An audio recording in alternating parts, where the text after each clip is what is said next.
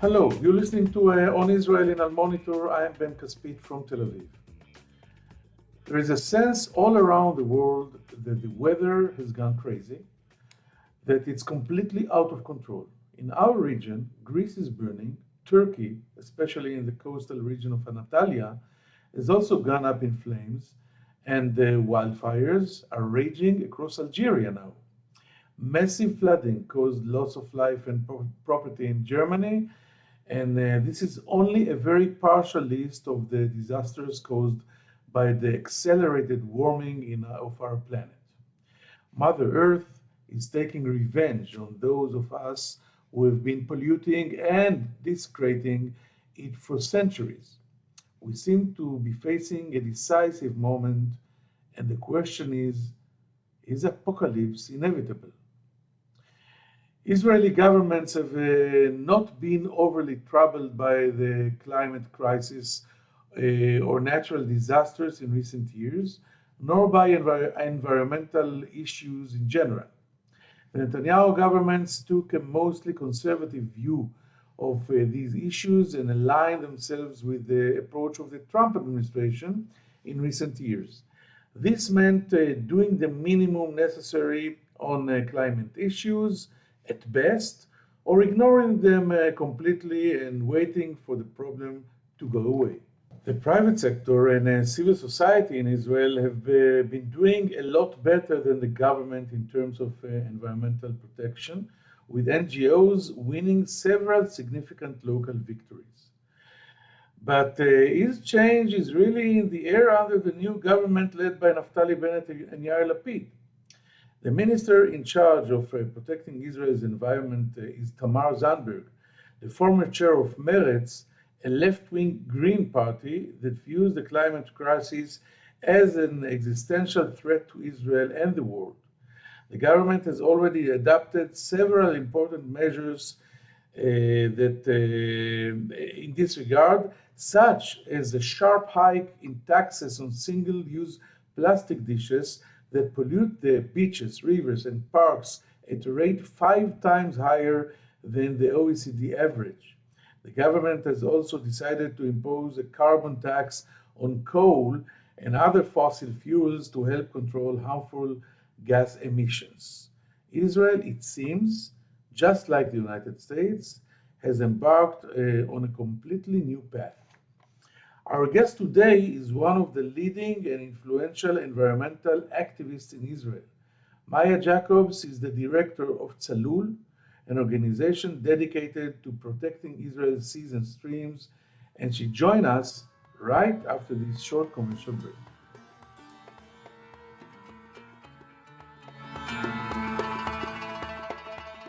If you're listening to this podcast, you obviously care about the Middle East, and if you do, you should probably be reading Al Monitor. Al Monitor is a global newsroom headquartered in Washington, D.C., with a network of over 160 contributors around the world. Al Monitor offers first-class reporting and analysis from a range of perspectives and an approach that represents the highest journalistic standards, as well as an award-winning commitment to press freedom and independence. If you haven't done so already, visit us at almonitor.com, check out our articles, and sign up for our free newsletters. There's a lot to choose from, including the Week in Review, an essay that offers unusual insights and forecasts into the region based upon Al Monitor's outstanding reporting. And if you haven't done so, please subscribe to our Al Monitor podcast on your favorite podcast platform, On Israel with Ben Caspit, and On the Middle East with me, Andrew Parasolidi.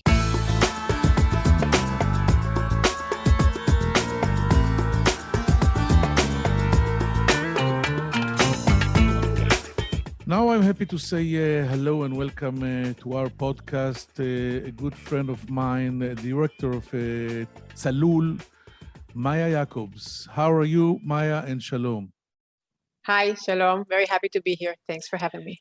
Yes, and we have a very, very large and important issue to discuss. So let's begin with a general question before diving into the details. And I want to ask you, how do you view the political changes in Israel and in the United States almost simultaneously and their potential impact on the fight against global warming, growing pollution, and the dizzying natural disasters around us. Are you hopeful of a significant change in direction? By the way, while we are recording this podcast, we have another extremely huge fire in the outskirts of Jerusalem. Mm-hmm. Yes, that's it. Yeah, and we had another big fire in the Gilboa just this week also, and fires are another very common problem here.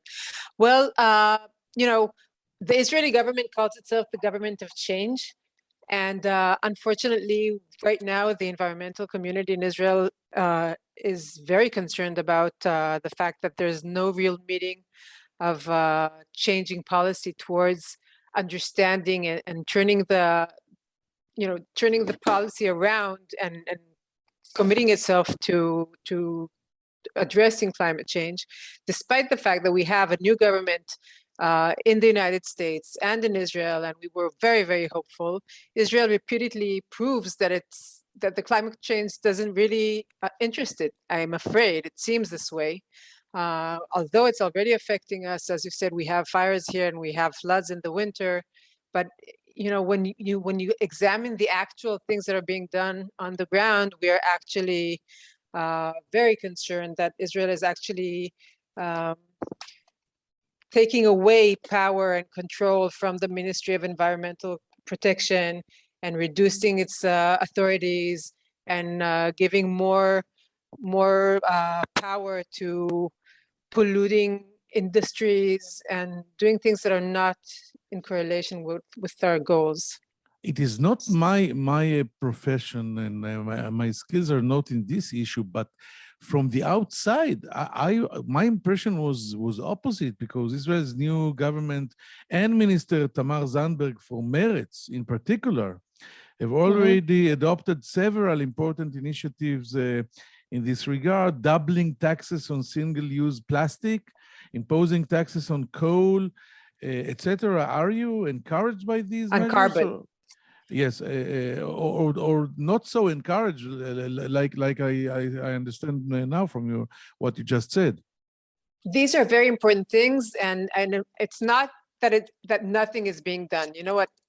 Maybe I'm so concerned with the bad things that I'm not giving enough emphasis to the good things. It's true. First of all, Tamar Zandberg herself is a very good minister. She's fully dedicated. She's the first minister I think ever we had that actually requested this position.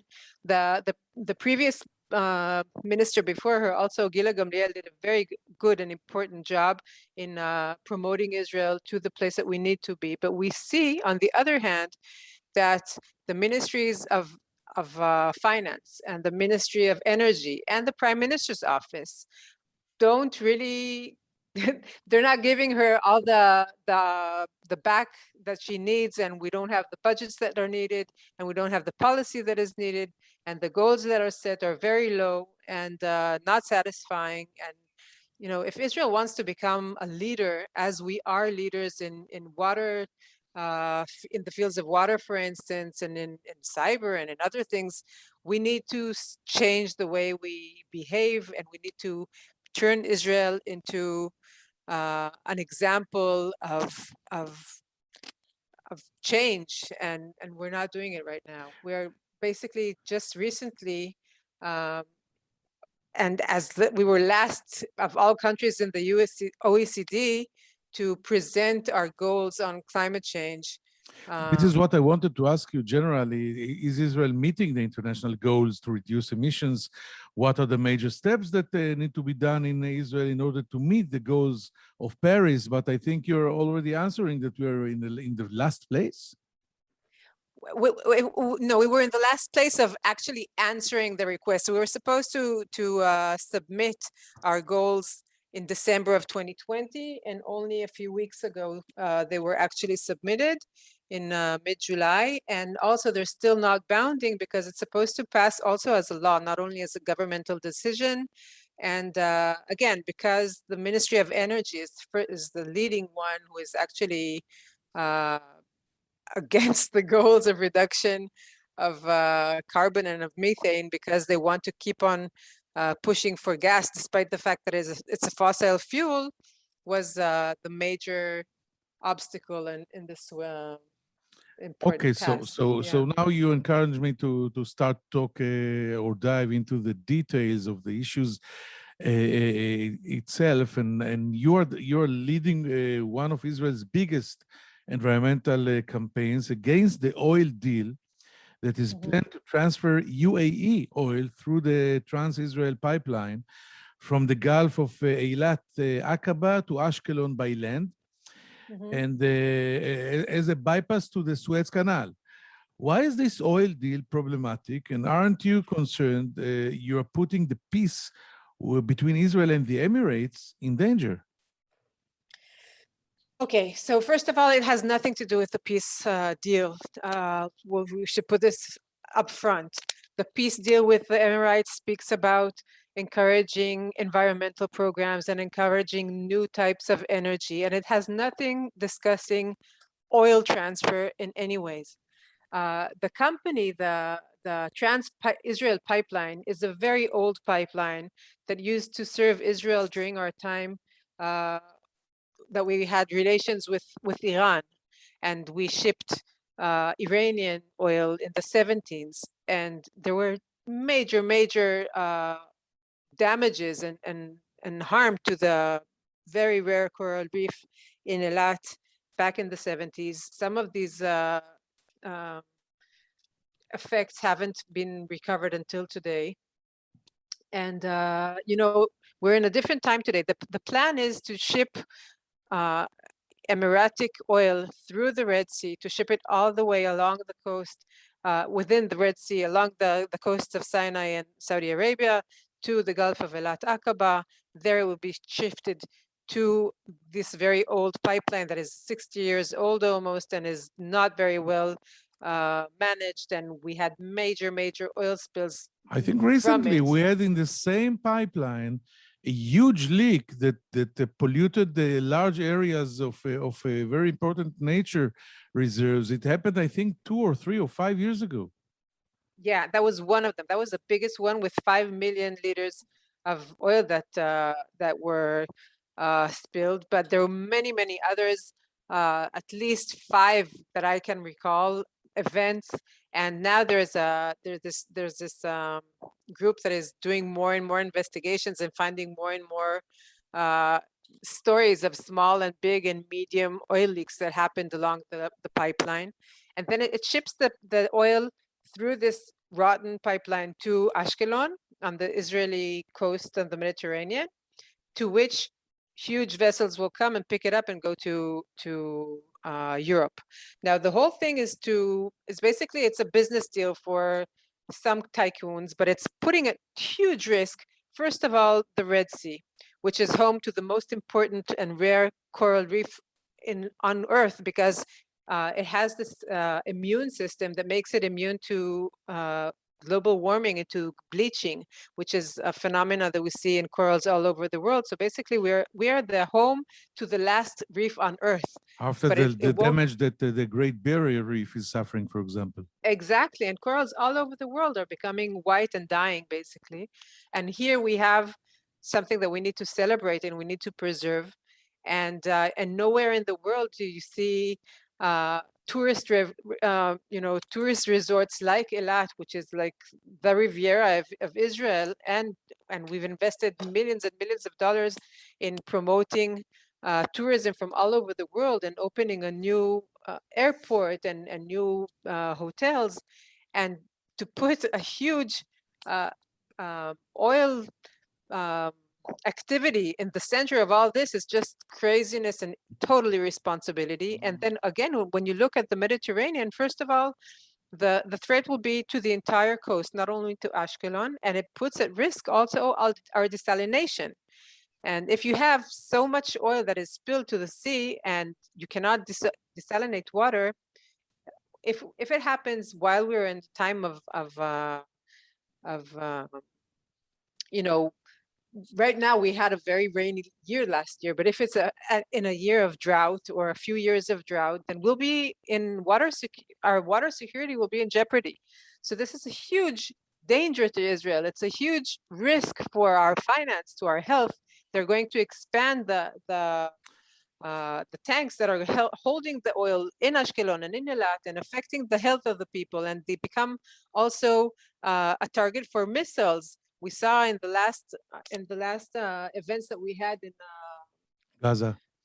in Gaza, yeah, that Ashkelon was targeted and bombarded a lot, and people died there actually also because they tried to hit these oil tanks that are already there, and this is very dangerous, and it's just it's not the interest of Israel, and I am sure that our partners in the Emirates weren't aware of the amount of dangers that they put us and the risks that they put us.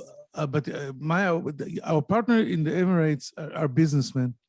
And I hear whatever you're saying, and I think I agree. But on the other side, there is a huge benefit to the economy, billions of dollars. There is Middle Eastern Here? peace. No, yes. no, it's not true. It's not true. It's We're not going true. to be paid generously for this pipeline, for our services. First of all, there's no transparency, and one of the problems with this specific company is that they enjoy, because of the previous relations with Iran, they enjoy immunity from any type of transparency that other companies are demanded for. So we haven't seen the deal itself, and we don't know exactly how much money is going to be transferred to Israel. But estimations are like a few tens of millions of dollars, not enough to really justify such types of huge financial costs that might cost if something like these things that I just described happen. And also, we have so many opportunities. We're in this very historical time now in which we need to join hands and invest and to develop new solutions for our changing world, to become leaders in the world, to stop. We should talk now, instead of talking about how to become a hub for oil, which is what Israel is doing. The Ministry of Energy, that this Ministry of Energy is continuing exactly the policy that was promoted by the previous government, which is planned to dramatically expand offshore drilling for gas and oil in the Mediterranean. So this is what I wanted to ask you now, because let's move from oil to gas, because you cannot disagree with me that gas is less polluting and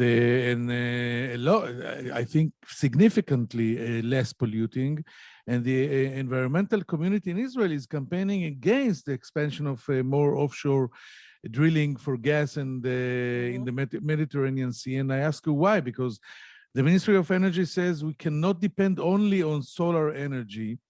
What is your problem with realizing the full potential of the gas in the shores of Israel?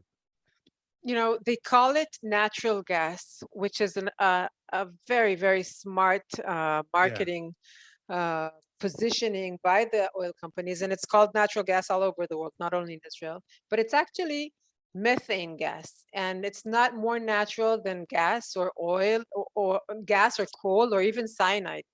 And you need to understand that methane is 10 times more dangerous to the environment and as a gas, as a climate enemy than carbon dioxide. So basically, and this is knowledge that is accumulating here too, because we weren't knowledgeable enough even in 2018 when we led the battle to shift the oil rig, the Leviathan oil rig, as far as possible from the shore, because we were concerned of the fact that there weren't any security measures to protect the sea and to protect the coast from an oil spill, and we wanted to try and shift it as far as possible from the public and from the coast. Back then, only in 2018, which is not a long time ago, you can find many times in which I said we're not against the gas, we're against the way you're so irresponsible in the way that you're producing the gas from the water, but from the ground. But you need to understand that knowledge has changed, and we know now how gas is so much more dangerous. Actually, along with the gas, they're also producing a type of a gasoline called condensate, which is very, very dangerous to itself, to the sea, and half of it evaporates if it comes in contact with the water of the sea, then half of it would evaporate and become this very poisonous type of cloud that might reach the shore, and the damage to the sea would affect our desalination and would affect the commerce. 99% of everything that goes back and forth into Israel and out is through the sea. If you have pollution in the sea, you cannot. It's like a big, you know, how do you say it? I forgot the word. When like when you have they're shutting down the ports, then you cannot bring in or out anything from the It's a country. siege, So a it's all the goods, blockade. like a siege, something like that. Yeah. So and all the tourism along the coast, and even our our sanity. Israel is such a crazy place, and the sea is one of the most important places for us to go to keep Is the sane. ultimate refuge. But Yeah. you're coming to the Israelis for generations. We were joking. How come all the treasures of the oil are being found in our neighbors' lands like Saudi Arabia, Iran, Iraq, everywhere but Israel? Now, suddenly, we have a part of it, and in gas, not in oil, which is less polluting. You cannot ignore it. And you expect Israel to ignore these treasures and say, we don't need it. It's only tens of billions of dollars to our income, etc. Let's not take it out of the sea because it can pollute. It's a very difficult mission you took upon yourselves. The problem is that it's all claims that are not accurate. First of all, let's talk about the income that is expected to Israel. Professor Ethan Shishensky, who is the person who planned the entire gas deal and was the one who did all the planning for the income for Israel, just recently gave an interview saying that he was wrong and Israel is not going to receive as much money as planned. That is the first thing. The second thing is that the plans now are to invest dramatically. Israel is going to invest a lot of money in all the offshore drilling, in the exploration side, and if the company and we're going to fund it for huge actors like Chevron, which is a company that is much richer than I think the entire state of Israel. And we're going to fund it for them. And if they find, for instance, if they drill and they don't find anything and they have to shut it down, a well, then Israel will take all the cost on itself. And according to the scheme, they're going to receive a long time before they need to pay us back. And then during this time, the demand for gas also is going to be reduced. And they're doing all this within the knowledge that they're only like 5 to 7 years for this entire economy to continue, because the entire world is running away from gas, because gas is considered a huge enemy on humanity, on the human race, on life on earth as we know it. The tragedy is, I agree with you that for many years we wanted to have gas here and we wanted to have oil, and and we came the minute the party is just over.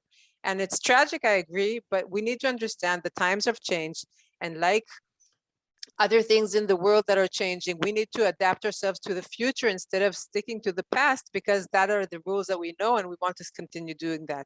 If we invest now, this is exactly the next question. If you were in Bennett and Lapid's shoes, what would you do differently, taking into consideration the budget constraints and needs and the needed rapid development, etc.?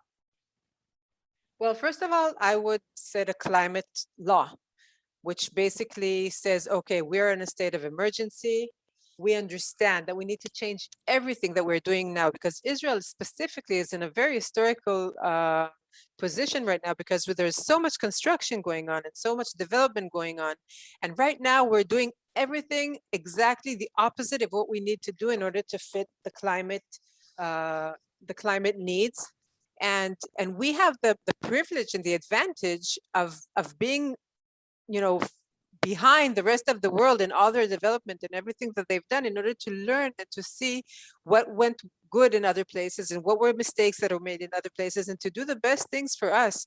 And the first thing, for instance, we need to do, as I said, is a climate regulation, a climate law act that will basically change the way all the ministries have things that they can change for the benefit of our people, because we see that we see, for instance, in the United States, they have a Green New Deal that puts a lot of effort into creating green new jobs. There are many jobs, many opportunities to be developed and to be opened, and new financial markets that we need to become leaders of. And we need to understand that if our industry today will be developed in a way that is polluting or is harmful for the people, within a very few time frame, we won't have markets to sell them to, because the world is looking at through the glasses of the ESGs, the environmental sustainable goals. And we're doing everything opposite, as I said. So we won't have markets that won't want to buy from us, not because of the BDS, which is the movement against Israel because of political reasons, but because they won't want us because of the ESG, because of environmental reasons that we're doing things. We need to be leaders. We have so many opportunities here. We have so much money to be made here. It's true, it's not going to be something that you can look at and say, oh my God, it's like oil and wow, but if you look at the history of so many countries that were affected by unprotected offshore drilling and suffered tremendously from pollution and from the effect to their water reservoirs and to their way of producing food, and people needed to come to move and shift, and we are right now, if we continue the way we do, if we do the offshore drilling as they want, we might find ourselves also becoming climate refugees, because we are totally dependent on desalination. That is and it's not so easy to listen to you, but I think I'm sorry, but you need to open your eyes and to see what's going on here, because yes, the world is burning, and we're the reason you are talking to us here today. But I want to dive also into this, because Israel's geographic location, along with the demographic growth and rapid construction expansion, makes it especially vulnerable. The state comptroller is planned to publish an extensive report prior to the Glasgow Climate Summit in November. In the meantime, his office has published a few smaller reports on the lack of preparedness in local authorities to deal with floods and the lack of ability to cope with big fires. We were just talking about a very big fire in Jerusalem. So do you have any solutions for us here? Well, yes, as I said, we can and we should do everything differently. Basically, the way to deal with the climate crisis is with three major things. We have the two major things that the majority of the world does, and another one that is an opportunity that is still not tapped in enough yet. The first thing is mitigation, which means we need to change the way we do things. We need to change the energy sources. We need to change our transportation models. We need to change the way we do construction. There's so many problems and so many pollution and so many gas emissions that are being produced today that we need and we can reduce. For instance, if you look at transportation, Israel is totally dependent on private cars. We need to move to electric cars. We need to improve our public transportation dramatically. We're spending hours that add up to months and even years of our lives sitting in traffic jams. It's so unhealthy and it's so unproductive for the economy. And if you have good transportation, public transportation, then that's the way to bring the periphery to the center instead of building so much in the center. And then we're all full. The entire center of Israel is just blocked by so much concrete that the water has nowhere to go into the ground, and we'll have these floods. So there's a huge holistic way that you need to look at things. You need to protect the trees. We have tens of thousands of trees that are being cut off, and trees and the trees and the sea are our major tools, if you could call it that way, to save our lives. They produce the oxygen and they reduce the carbon dioxide. And we're jeopardizing, we're putting both of them in jeopardy because we're taking down so many trees, and we're putting small ones instead, but it will take them decades before they become big and significant. And as I described in length, we're jeopardizing our sea. We need to look at the way we manage our food security and our agriculture. Israel right now is in a situation in which it seems as if the government doesn't want to have any more agriculture in Israel, which is a big mistake, both for keeping, the big fields and the big areas open. We cannot live in a whole concrete sea. It's unhealthy. It brings the big cities, make the temperatures even higher than they were. It's The trees and disastrous. yeah. We're out of I time. apologize. Yes, yeah. We're all depressed here, but we are out of time. But that's important. It's important to say that we need to be optimistic, because if we manage, everybody comes together and decides to change, and each and every field that we do, there is place for change, and there is place for income, and there is place for prosperity, then we can save our lives and secure ourselves with a much better life in the future. My final question, and I will appreciate a short answer, is sorry. did we miss the opportunity? Has the world missed its opportunity, or can we still save the planet? How can the world change the catastrophic direction it has taken? Okay, so first of all, it's not too late. It's true that we're already in the climate change. We cannot stop the temperatures from rising over the 1.5 degrees Celsius, which the world put as a goal in the Paris Climate Accords. However, we can still stop the escalation and secure ourselves livable conditions. As I started saying, first one was through mitigation and changing all the things that I just said we need to change. The other one is through adaptation, which means we need to focus on preparing ourselves to the changing world. We have the fires, we need to have better means of dealing with fires. We need to have better resources to protect our water, to have better energy, to recognize where we need to do better infrastructure and to prepare as good as possible. And the third one, which is something that people less talk about because it's expensive still, but it needs to be tapped into, is carbon absorption, which is basically protecting trees and encouraging sustainable agriculture on land and in the sea. We need to have huge areas of agriculture in order to absorb the carbon, and we need to invest in technology that does these things. And we need to, there are things that we can done that can be done. That's what I'm saying. We have so many opportunities. We just need to have our minds to it. If you remember at the beginning of the COVID, with the coronavirus, suddenly all the world started having conferences and collaborations, international collaborations, talking about opportunities and joining hands and forces in order to do things. Now is our time to do the same with the crisis, with the climate crisis. Otherwise, it will be too late. And as we are saying, it needs to be a lot worse in order to be better. And I think we are seeing the worst now. So maybe it's time to get better. And we have to do what you just said. It will not happen by itself. Maya Jacobs, the CEO of Zalul. It was an extremely interesting conversation. Thank you very much for joining us here on Israel in Al Monitor. We'll be back right after this short break.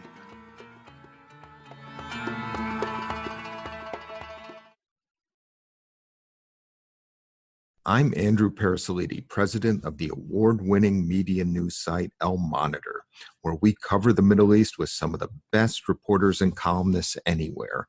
And I'm excited to announce our new podcast on the Middle East, where each week I will interview newsmakers from the U.S. and the region about the latest news and trends with additional commentary from our on-the-ground correspondents. Those of you who follow the region know that what happens in the Middle East doesn't stay in the Middle East.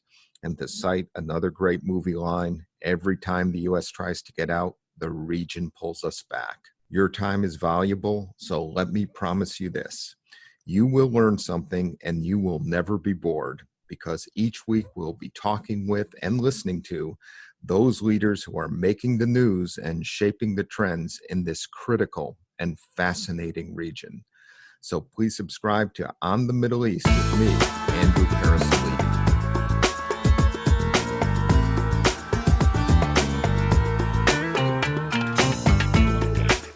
Thank you for staying with us. Maya Jacobs, our guest, the CEO of Zalul, is not so enthusiastic like myself with the chances to see a real change in Israel's policy towards environmental issues with this change or new government that was sworn in 2 months ago. She's not so thrilled also with the sharp tax rise on plastic dishes and the new tax on carbon.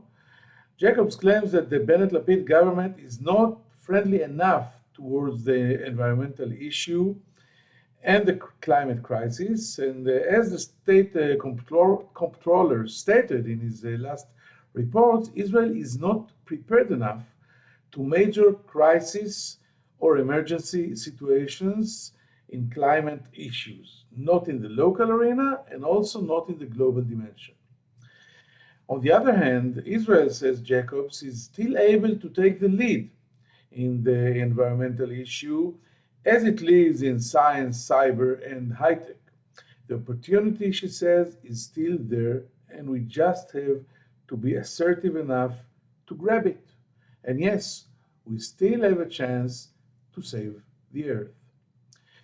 I hope you found it interesting, and I hope to see you here next week on Israel in our monitor. I'm Caspit from Tel Aviv. Take care.